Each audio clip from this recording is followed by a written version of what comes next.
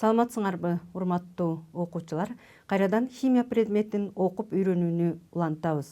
Химия предмети боюнча экзамен тапшырууну тандап алган болсоңор, бүгүнкү сабак экзаменге даярдыкка арналат.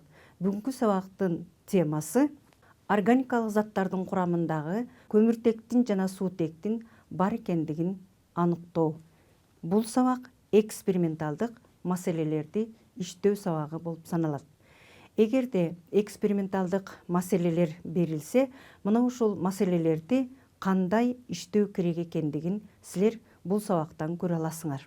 Силер жакшы билесиңер, органикалык заттар көмүртектин атомунан жана суутектин атомунан турат.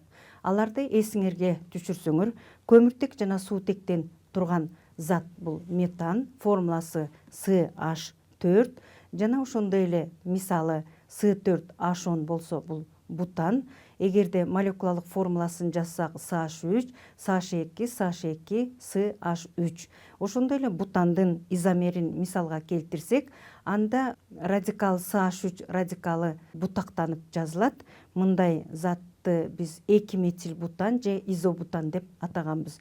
Бирок кандай зат болбосун, метан, бутан же 2 метил бутанды салыштырсаңар, курамында 2 гана элемент болуп турат: көмүртек жана суутек. Ошондой эле эгерде чексиз углеводороддорду алсак, С5H10 же болбосо пентен 2 деген заттын формуласын жазып көрсөк, анда мында кош байланышы бар заттар кош байланыш экинчи көмүртекте жайланышкандыктан жана узун чынжырда 5 көмүртеги бар болгондуктан бул заттын аты пентен 2 деп аталат.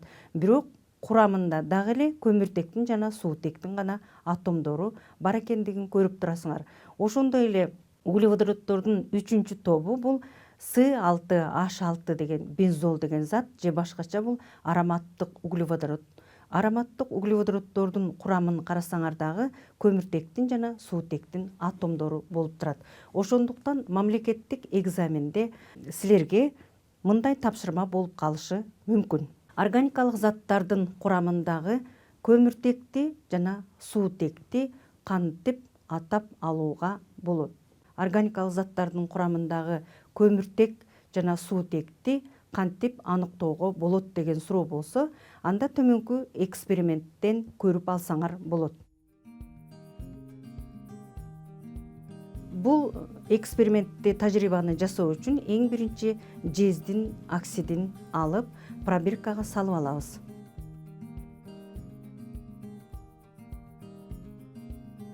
Пробирка штативге горизонталдуу түрдө жайланышат. Жана ошондой эле парафинди салып алабыз. Парафин бул органикалык зат, курамында көмүртеги жана суутеги бар чектүү углеводород болуп саналат. Пробирканы горизонталдуу түрдө жайгаштырып, качан гана аны ысыта баштаганда реакция жүрө баштайт. Ал эми пробирканын оозуна жез сульфатын жайгаштырабыз. Анткени жез сульфатын жайгаштыргандыгыбыздын себеби суунун бөлүнүп чыккандыгын билүү үчүн. Пробирканы, парафин жана жездин оксиди салынган пробирканы ысытабыз. Ал эми экинчи пробиркага жаңы даярдалган акиташ суусун куюп алабыз. Биринчи жана экинчи пробирканы газ өткөрүүчү түтүк менен туташтырабыз. Пробирканы ысыта баштаганда парафин эрип жездин оксиди менен аракеттенише баштайт. Жездин оксиди менен аракеттенишет. Аракеттенишкен учурда бөлүнүп чыгып жаткан зат газ өткөрүүчү түтүк аркылуу экинчи пробиркага келет. Мына экинчи пробиркада газ бөлүнүп чыккандыктан пробиркадагы тунук суунун өңү чаңгылттанып ак түскө келе баштайт. Бул учурда газ көмүртектин 4 оксидинин бөлүнүп чыккандыгын билүүгө болот. Демек, органикалык заттын курамында көмүртек бар экендиги аныкталды. Андан ары химиялык реакция жүрөт. Эгерде байкасаңар, пробиркадагы кара түстөгү жездин оксиди кызыл түскө келет, ал эми жездин сульфаты жашыл түскө өзгөрөт. Реакция жүрүп, бөлүнүп чыгып жаткан суу жездин сульфаты өзүнө сиңирип алат дагы жашыл түстөгү жездин кристаллогидратын пайда кылат. Демек бөлүнүп чыгып жаткан суунун пайда болушунан бул органикалык заттын курамында суутек бар экендигин аныктоого болот. Демек органикалык заттардын курамында көмүртек жана суутек бар экендигин мына ушул тажрыйба менен аныктоого болот. Мына балдар, силер бул тажрыйбанын негизинде органикалык заттардын курамында көмүртек жана суутек бар экендигин көрө алдыңар. Анткени көмүртектин бар экендигин көмүртектин 4 оксидинен акиташ суусунун чаңгылтанышынан билүүгө болот. Ал эми суутектин пайда болгондугун, суутектин бар экендигин жездин сульфаты ак түстөгү кристалдары жашыл түскө өзгөргөндүгүнөн билүүгө болот. Анткени жездин сульфаты бөлүнүп чыгып жаткан сууну өзүнө сиңирип алат дагы жездин кристаллогидратын пайда кылат. Демек мындан биз органикалык заттардын курамында көмүртек жана суутек бар экендигин билүүгө болот. Экинчи маселе.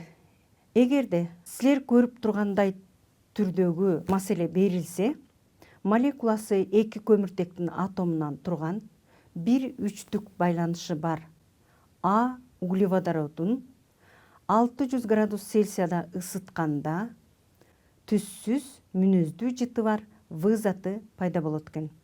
Ал эми пайда болгон В заты хлор менен катализатордун таасири астында реакцияга кирип, суюк С заты жана газ абалындагы зат пайда болот. Эгерде газ абалындагы затты күмүштүн нитраты аркылуу өткөргөндө ак чөкмө пайда болсо, анда реакцияга кирип жаткан А, В, С заттарынын формуласын жазып, реакциянын теңдемелерин жазгыла деген тапшырма болуп калышы мүмкүн. Аны силер төмөнкү тажрыйбадан көрүп, эсиңерге сактап алсаңар болот. А затын табыш үчүн түссүз суюк зат бензол. Бензолду пробиркага куюп алабыз. Ал эми штативке туташтырылган түбү тоголок колбада жашыл түстөгү хлор толтурулган. Мына ушул хлору бар колбага түссүз суюк зат бензолду куябыз. Бензол хлор менен аракеттениши үчүн жарык энергиясын таасир этүү керек. Эгерде жарык энергиясын таасир этпесе, анда реакция жүрбөйт. Бензол хлор менен аракеттенишип, ак түстөгү кристалдык затты пайда кылат. Ак түстөгү кристалдык зат эгерде катализатордун катышуусу менен аракеттенишсе, анда газ абалындагы затты бөлүп чыгарат. Бөлүнүп чыгып жаткан газ күмүштүн нитраты менен чөкмөнү берет. Ал эми жарык энергиясын таасир этсе, анда газ абалындагы зат бөлүнүп чыкпайт. Анда бул заттар кайсы заттар экендиги боюнча теңдемесин жазып көрөлү. Биринчи, бул ацетиленден алынган зат. Ацетилен бул түссүз газ абалындагы зат. Аны 600 градус Цельсияга ысытканда бензол алынат. Бензол бул суюк түссүз зат болуп саналат. Мына ушул бензолду пробиркага куюп, ага хлорду таасир этсек, жарык энергиясынын таасири астында 3 молекула хлор бензолго кошулуу реакциясы жүрөт дагы гексахлор циклогексан пайда болот. Ал эми эгерде катализатор менен таасиринин астында хлор менен аракеттенишкен учурда, анда хлордуу суутек бөлүнүп чыгат. Бөлүнүп чыккан хлордуу суутекти биз күмүштүн нитратына таасир этсе, анда аргентум NO3 кошулган H хлор деп жазсаңар, анда пайда болот аргентум хлор чөкмө түрүндө жана азот кислотасы бөлүнүп чыгат экен. Демек, тажрыйбадагы реакциялардын теңдемеси болуп саналат. Мына балдар, эксперименталдык маселелерди мына ушундай жол менен чыгарсаңар болот. Ошондой эле эксперименталдык маселелерimiz заттардын формулаларын табуу жана массалык үлүштөрүн табуу боюнча дагы маселелер берилет. Алар төмөнкүдөй болот. Органикалык заттын суутек боюнча тыгыздыгы 53-кө барабар. 2,65 грамм органикалык затты күйгүзгөндө нормалдуу шартта 4,48 литр көмүр кычкыл газы жана 2,25 грамм суу пайда болот. Бул органикалык заттын молекулалык формуласы кандай деген суроо болсо, анда силер төмөнкүдөй тартипте маселени чыгарасыңар. Эң биринчи бул реакциянын теңдемесин жазып алабыз. органикалык заттын күйүү реакциясынын теңдемеси. Бардык органикалык заттар күйгөн учурда эки гана зат пайда болот: көмүртек 4 оксиди жана суу пайда болот. Бул органикалык заттын формуласы белгисиз болгондуктан индекстерди X, Y, Z деп белгилеп жазып алдык. Жана ошондой эле көмүртектин 4 оксидинин астындагы коэффициент да белгисиз, аны X деп жазып алганбыз. Ал эми бөлүнүп чыгып жаткан суу 2 молекула экендигин жаздык. Демек, эң биринчи чыгаруу үчүн маселенин шарты боюнча берилген заттарды жазып алабыз. Органикалык заттын суутек боюнча тыгыздыгы 53-кө барабар болсо, массасы 2,65 граммга барабар. Ал эми бөлүнүп чыгып жаткан көмүртектин 4 оксидинин көлөмү 4,48 литрге барабар. Ал эми суунун массасы 2,25 граммга барабар. Табуу керек органикалык заттын молекулалык формуласын. Чыгаруу үчүн эң биринчи органикалык заттын молекулалык массасын чыгарабыз. Ал үчүн органикалык заттын суутек боюнча тыгыздыгы 53-кө барабар болсо, суутектин молдук массасы 2 болгондуктан 2-ге көбөйтсөк, органикалык заттын массасы келип чыгат 106 грамм молго барабар болот экен. Андан кийинки органикалык заттын санын табабыз, канча моль экендигин таап алабыз. Ал үчүн бул формуланы пайдаланабыз: ню барабар m бөлүнгөн чоң m. Демек, органикалык заттын массасы 2,65 грамм, ал эми молдук массасы 106 грамм мольго барабар болсо, анда органикалык заттын саны 0,25 мольго барабар болот экен. Ошондой эле бөлүнүп чыгып жаткан көмүртектин 4 оксидинин санын таап алабыз. Анда бул формуланы пайдаланабыз, анткени нормалдуу шартта бардык газдар бирдей көлөмдү ээлейт. Ню барабар V бөлүнгөн Vm. Мында көмүртектин 4 оксидинин көлөмү 4,48 литр болсо, ал эми 1 моль газдын көлөмү 22,4 литрге барабар. Ага бөлсөк 0,12 моль чыкты. Андан ары суунун санын таап алабыз. Суу канча моль экендигин. Молун табуу үчүн ню барабар m бөлүнгөн чоң m деген формуланы пайдаланабыз. Мында суунун массасы 2,25 болгондуктан молдук массасы 18 грамм мольго барабар. Бул учурда 0,125 моль чыгат. Теңдемени жазып, мына ошо белгилүүлөрдү жазабыз. Жазып, бул заттардын катышын табабыз. Теңдеме маселени чыгаруунун башында жазганбыз. Анда ар бир зат канча моль экендигин тушуна жазалы. Анда органикалык заттын саны 0,25 моль болсо, көмүртектин 4 оксидинин саны 0,12 моль, ал эми суунун саны 0,125 мольго барабар болсо, анда бул сандардан 1-дин 8-ге, 8-дин 5-ке болгон катышы келип чыгат. Суунун молекуласы 2 моль болгондуктан 5-ти 2-ге көбөйтсөк, S8H10 келип чыгат. Демек, бул белгисиз органикалык заттын формуласы S8H10. Анын структуралык формуласын жазсак, анда этил бензол болуп саналат. CH2, CH3. Демек, бизге белгисиз болгон органикалык заттын формуласы, заттын аты этил бензол болуп саналат экен. Андан кийинки маселе: углеводороддун кычкылтек боюнча тыгыздыгы 3-кө барабар, суутектин массалык үлүшү 12,15%га барабар. Углеводороддун молекулалык формуласы кандай? Бул маселени деле эң биринчи белгилүүлөрдү жазып алабыз.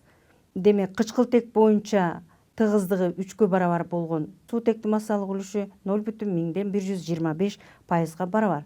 Табуу керек углеводороддун молекулалык формуласын. Ал үчүн эң биринчи углеводороддун мольдук массасын чыгарып алабыз. Кычкылтектин мольдук массасына 32 грамм мольго 3-тү көбөйтсөк, анда ошол органикалык заттын мольдук массасы келип чыгат 96 грамм мольго барабар болот экен. Андан кийин заттын курамындагы суутектин атомунун санын таап алабыз. Суутектин атомунун санын табыш үчүн бул формуланы пайдаланабыз. Ню барабар массалык үлүш көбөйтүлгөн чоң m бөлүнгөн AR. Мындан тапсак, анда суутектин саны 12-ге барабар болот. Ошондой эле көмүртектин санын табуу керек.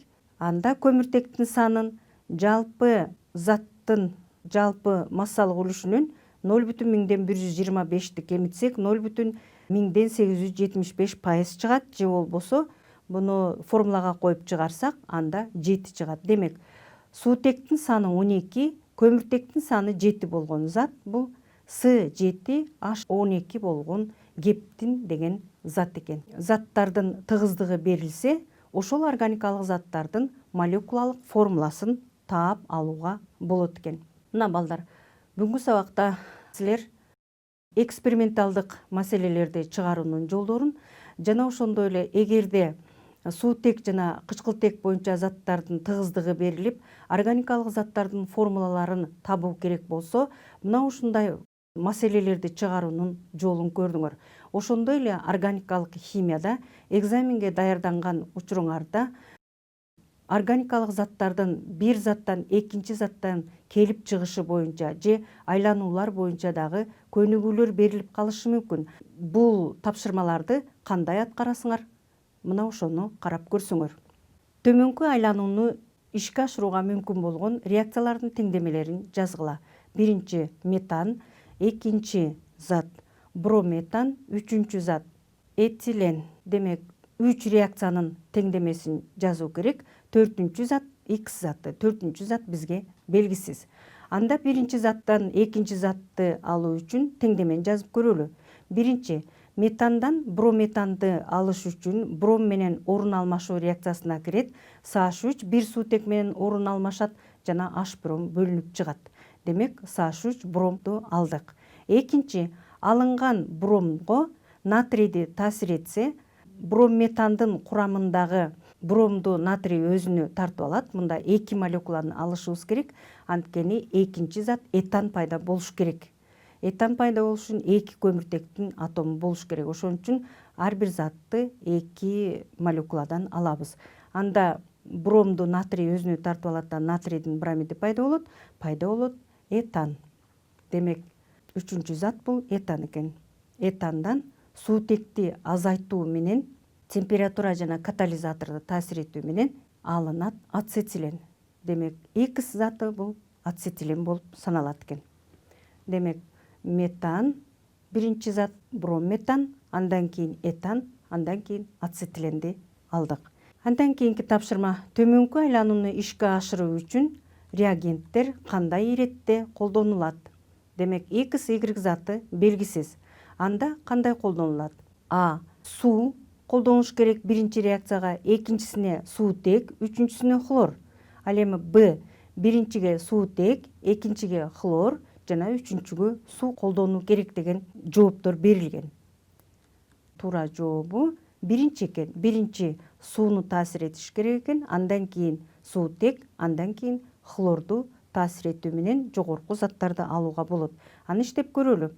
Демек, кальцийдин карбидине сууну кошкон учурда температуранын таасири астында кальцийдин гидроксиди жана ацетилен алынат. Алынган ацетиленге суутекти кошсок, анда этилен алынат. Реагенттердин иретин карап көрсөңөр, ал эми алынган этиленге хлорду кошсок, анда дихлор этан алынат экен. Демек, ацетилен, этилен жана дихлор этан алынды. X, Y заты бул X заты ацетилен, Y заты бул этилен болуп саналат экен. Мына ушундай көнүгүүлөрдү иштөөгө болот. Андан кийинки тапшырма: төмөнкү айланууну ишке ашырууга мүмкүн болгон реакциялардын теңдемелерин жазгыла.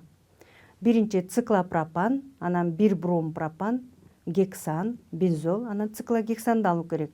Ал үчүн биринчи циклопропанга бромду суутекти кошкондо 1 бром пропан алынат жана 1 бром пропанды 2 молекуласын алсак, 2 натрийдин атомун кошсо, анда гексан алынат, 6 көмүртеги бар жана натрийдин бромиди бөлүнүп чыгат. Демек, пайда болду циклопропандан 1 бром пропан алынды, 1 бром пропандан гексан алынды. Андан аркы бензолдон циклогександы алуу теңдемесин өзүңөрчө аракет кылып жазып көрсөңөр.